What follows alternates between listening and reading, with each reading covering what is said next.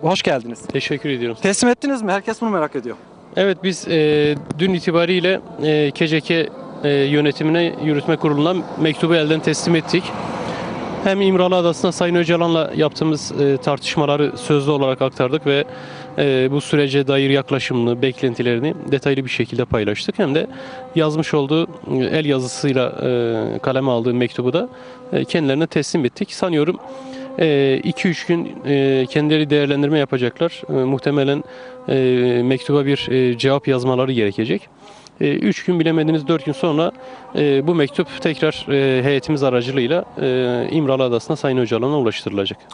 Burada Kandil'de dünden beri KCK'nin üst düzey genişletilmiş yetkilileriyle toplantılar gerçekleştirdik ve merak ettikleri sorular vardı. Gelişmelere dair öğrenmek istedikleri detaylar vardı.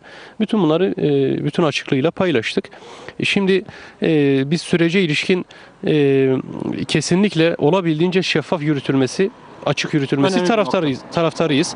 Ve bu şekilde bizden bilgi isteyen, bizim vakıf olduğumuz düzeyde bilgilenmek isteyen siyasi partilere de, hareketlere de biz bilgilendirme yapacağımızı söyledik. Hakeza parlamentoda arzu eden partilere de bu şekilde bilgilendirme yapabiliriz. Bunu şu açıdan önemsiyoruz. Yani bu aslında iktidarın sorumluluğudur. Süreci resmi olarak yürüten hükümetin sorumluluğudur. Fakat biz BDP olarak sürecin meşruiyetinin güçlenmesi açısından şeffaflığın ve katılımcılığın önemli olduğunu düşünüyoruz ve destek sunacak bütün partilerin desteğinin sunulması gerektiği kanaatindeyiz. Burada da Kandil'de de KCK yetkilileriyle yaptığımız görüşmelerde, aktarımlarda, onların yaklaşımlarında şunu görüyoruz. Evet, çok ciddi alıyorlar gelişmeleri, çok ciddi tartışıyorlar, ciddi değerlendiriyorlar.